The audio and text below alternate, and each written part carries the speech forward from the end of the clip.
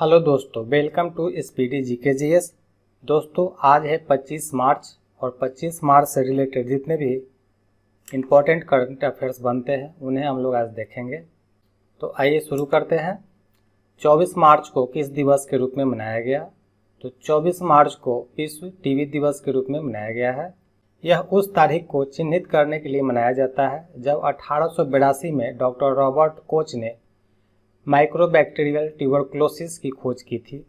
विश्व टीबी दिवस 2022 की theme invest to end TB save lives है। भारत ने 2025 तक टीबी को खत्म करने का लक्ष्य रखा है। टीबी, जिसे तपेदिक भी कहा जाता है, यह हवा के माध्यम से फैलता है और आमतौर पर फेफड़ों पर हमला करता है।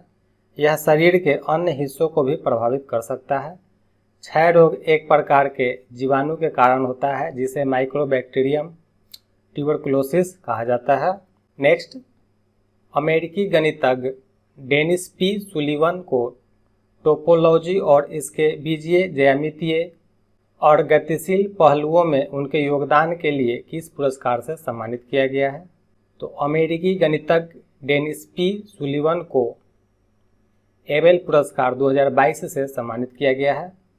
उन्होंने और उनकी पत्नी ने लूप पर आधारित मैनीफोल्ड के लिए एक नया इन्वेरिएंट खोजा जिससे स्ट्रिंग टोपोलॉजी का क्षेत्र बना। उन्होंने स्टील पुरस्कार, गणित में 2010 का वुल्फ पुरस्कार और गणित के लिए 2014 का बल्जन पुरस्कार भी जीता है। टोपोलॉजी गणित की एक शाखा है। यह सतहों के गुणों से संबंधित है जो विकृति होने पर नहीं बदलते हैं। एबेल पुरस्कार यह Norwegian academy of science and letters द्वारा प्रदान किया जाता है। नेक्स्ट, हाल ही में पाक जलडमरू मध्य को तैरकर पार करने वाली दुनिया की सबसे कम उम्र की और सबसे तेज महिला तैराक कौन बन गई है? तो पाक जलडमरू मध्य को तैरकर पार करने वाली दुनिया की सबसे कम उम्र की और सबसे तेज महिला तैराक जिया राम बन गई है। यह 13 साल की उम्र में इन्होंने यह सफलता हासिल किया है और ये महाराष्ट्र की रहने वाली है। वह श्रीलंका के तलाई मन्नार से तैरकर तमिलनाडु के धनुषकोडी तक 13 घंटे 10 मिनट में 29 किलोमीटर की दूरी तय की थी। पिछला रिकॉर्ड भूला चौधरी के नाम था। 2004 में भूला चौधरी ने 13 घंटे और 52 मिनट में यह दूरी तय की थी।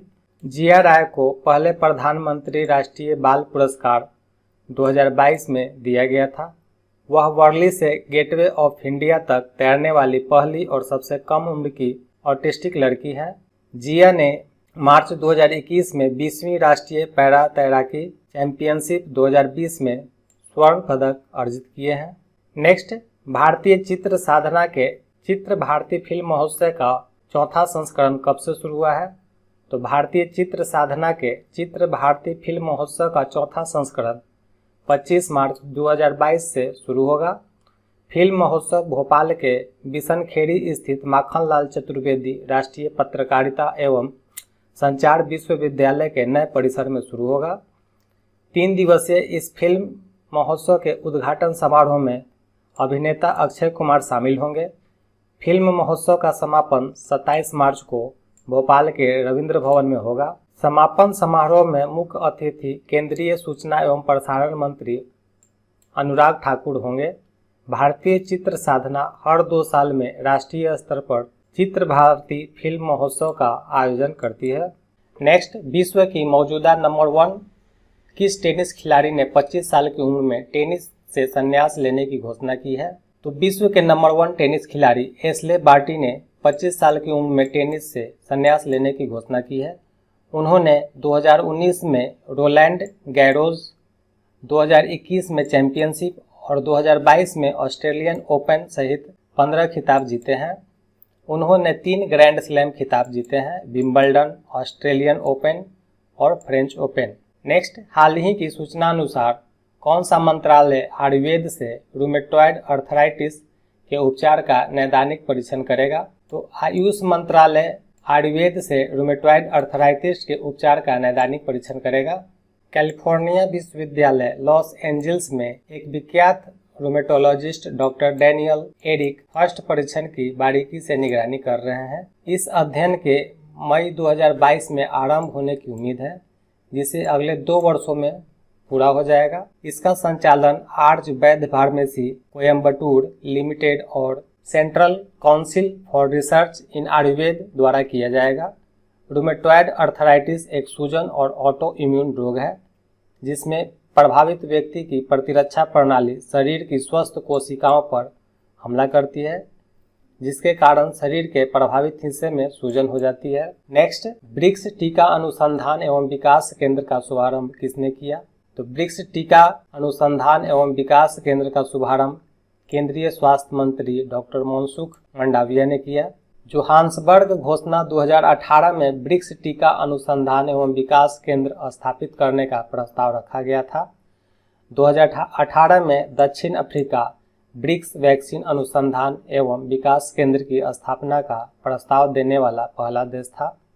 भारत ने अब तक कोविड-19 आपातकालीन उपयोग के लिए 9 टीकों को मंजूरी दी है, जिसमें 5 स्वदेशी है। भारत 150 से अधिक देशों को टीकों की आपूर्ति करता है और WHO की वैक्सीन आवश्यकताओं को 65 से 70% पूरा करता है। चीन के विज्ञान और प्रौद्योगिकी मंत्री वांग जिगांग ने लॉन्च समारोह की अध्यक्षता की है। नेक्स्ट, भारतीय सेना के किस डिवीजन द्वारा भारतीय सेना और महाराष्ट्र पुलिस के बीच एक संयुक्त अभ्यास का आयोजन किया गया है? तो भारतीय सेना के अग्निबाज डिवीजन द्वारा भारतीय सेना और महाराष्ट्र पुलिस के बीच एक संयुक्त अभ्यास का आयोजन किया गया है।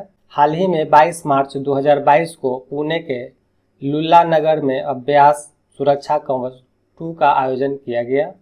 भारतीय सेना के काउंटर टेररिज्म टास्क फोर्स और महाराष्ट्र पुलिस के आतंकवादी विरोधी दस्ते ने अभ्यास में हिस्सा लिया। अग्निबाज डिवीजन भारतीय सेना की दक्षिणी कमान का हिस्सा है, जिसका मुख्यालय पुणे में है। नेक्स्ट, रक्षा मंत्रालय ने कितने करोड़ रुपए के सैन्य अधिग्रहण को मंजूरी दी है? तो रक्षा मंत्रालय ने 8,357 करोड़ रुपए के सैन्य अधिग्रहण को मंजूरी दी है। रक्षा अधिग्रहण परिषद ने वायु रक्षा अग्नि नियंत्रण रडार और GSAT 7B उपग्रह सहित सैन्य उपकरणों की खरीद को मंजूरी दी है। स्वीकृत सैन्य अधिग्रहण प्रस्ताव में नाइट विजन और हल्के वाहन GS 4x4 की खरीद भी शामिल है। DAC ने आईडेक्स स्टार्टअप्स और MSME से 380.43 करोड़ रुपए के 14 उपकरणों की खरीद को भी मंजूरी दी है। नेक्स्ट, हाल ही में केंद्रीय मंत्रिमंडल ने 3 नगर निगमों वाले किस विधेयक को मंजूरी दी? तो हाल ही में केंद्रीय मंत्रिमंडल ने 3 नगर निगम वाले दिल्ली नगर निगम विधेयक 2022 को मंजूरी दी है। इस विधेयक का उद्देश्य 3 नगर निगमों दक्षिण दिल्ली, उत्तरी दिल्ली और पूर्वी दिल्ली का विलय करना है। दिल्ली नगर निगम को शासन के विकेंद्रीकरण के लिए 2012 में 3 भागों में विभाजित किया गया था। इस विधेयक के तहत बेहतर शासन और पारदर्शिता बढ़ाने के लिए 1957 के मूल अधिनियम में कुछ और संशोधनों को भी मंजूरी दी गई है। विभाजन से पहले MCD दुनिया का दूसरा सबसे बड़ा नागरिक निकाय था। नेक्स्ट, केंद्रीय जल शक्ति मंत्री गजेंद्र सिंह शेखावत ने किस अभियान की शुरुआत की है? तो केंद्रीय जल शक्ति मंत्री गजेंद्र सिंह शेखावत ने सुजलम 2.0 अभियान की शुरुआत की है। विश्व जल दिवस के अवसर पर पेयजल और स्वच्छता विभाग द्वारा आयोजित एक कार्यक्रम में धूसर जल प्रबंधन या ग्रे वाटर प्रबंधन के लिए सुजलम 2.0 अभियान शुरू किया गया है। विश्व जल दिवस 22 मार्च को मनाया जाता है। धूसर जल बाथरूम, सिंक, शावर, टब और वॉशिंग मशीन से उत्पन्न स्वच्छ पानी होते हैं। सुजलम 2.0 अभियान संस्थागत स्तर के धूसर जल प्रबंधन परिसंपत्तियों के निर्माण पर केंद्रित होगा। सुजलम 1.0 अभियान अगस्त 2021 में शुरू किया गया था। भारत में प्रतिदिन लगभग 31 बिलियन लीटर धूसर जल उत्पन्न होता है। नेक्स्ट, हाल ही में भारत ने पहली बार कितने अरब डॉलर के माल निर्यात का लक्ष्य हासिल किया है? तो भारत ने पहली बार 400 अरब डॉलर के माल निर्यात का लक्ष्य हासिल किया है। भारत का निर्यात पिछले साल की तुलना में 37% बढ़ा है। वित्त वर्ष 2020-21 में निर्यात 292 अरब अमेरिकी डॉलर था। भारत ने औसतन प्रति घंटे 46 मिलियन अमेरिकी डॉलर का निर्यात किया और हर महीने 33 बिलियन अमेरिकी डॉलर का निर्यात किया। वाणिज्य मंत्रालय के मुताबिक भारत ने दिसंबर 2021 में 37 अरब डॉलर के माल का निर्यात किया, जो एक महीने में अब तक का सबसे ज़्यादा है। भारत के कृषि और प्रसंस्कृत खाद्य उत्पादों के निर्यात में पिछले वर्ष की तुलना में 23% की वृद्धि हुई है। दोस्तों, भारत के शीर्ष निर्यात और आयात में शामिल वस्तुएं हैं परिष्कृत पेट्रोलियम, हीरे, पैक्ड दवाएं, आभूषण और चावल। ये निर्यात किए जाते हैं। भारत के शीर्ष आयात सामानों में कच्चे पेट्रोलियम, सोना, कोयला, ब्रिकेट और पेट्रोलियम गैस हैं। नेक्स्ट, हाल ही में मालदीव सरकार ने किसे स्पोर्ट्स आइकन पुरस्कार से सम्मानित किया है? तो मालदीव सरकार ने स्पोर्ट्स आइकन पुरस्कार से सुरेश रैना को पुरस्कृत किया है। उन्हें क्रिकेटर सनत जयसूर्या, जमैका के धावक अस्फा पावेल आदि सहित 16 अंतर्राष्ट्रीय खिलाड़ियों के साथ नामांकित किया गया था। सुरेश रैना 2011 में विश्व कप जीतने वाले भारतीय क्रिकेट टीम का हिस्सा थे। मालदीव स्पोर्ट्स अवार्ड 2022 समारोह 17 मार्च को माले में सिंथेटिक रनिंग ट्रैक पर आयोजित किया गया था। इस कार्यक्रम की अध्यक्षता मालदीव के राष्ट्रपति इब्राहिम मोहम्मद सोलिह ने की थी। नेक्स्ट, भारत और उज्बेकिस्तान की सेनाएं किस संयुक्त अभ्यास के तीसरे संस्करण में भाग ले रही है? तो भारत और उज्बेकिस्तान की सेनाएं दस्तलिक संयुक्त अभ्यास के तीसरे संस्करण में भाग ले रही है। संयुक्त प्रशिक्षण अभ्यास दस्तलिक 22 से 31 मार्च 2022 तक यांगियारिक में आयोजित किया जा रहा है। दस्तलिक का अंतिम संस्करण मार्च 2021 में रानीखेत उत्तराखंड में आयोजित किया गया था। इस अभ्यास में भारतीय पक्ष की ओर से ग्रेनेडियर्स रेजिमेंट के सैनिक और उज्बेकिस्तान के नॉर्थ वेस्टर्न मिलिट्री डिस्ट्रिक्ट के सैनिक भाग ले रहे हैं। ग्रेनेडियर्स बटालियन भारतीय सेना की अत्याधुनिक सुशोभित बटालियनों में से एक है। दोस्तों, ये वीडियो आपको अगर अच्छी लगी हो तो आप इसे लाइक एंड सब्सक्राइब जरूर करें और वीडियो का नोटिफिकेशन पाने के लिए नोटिफिकेशन बेल को जरूर दबाएं और साथ में ऑल बटन को भी दबाएं ताकि हर वीडियो का नोटिफिकेशन आपको समय पे मिल सके।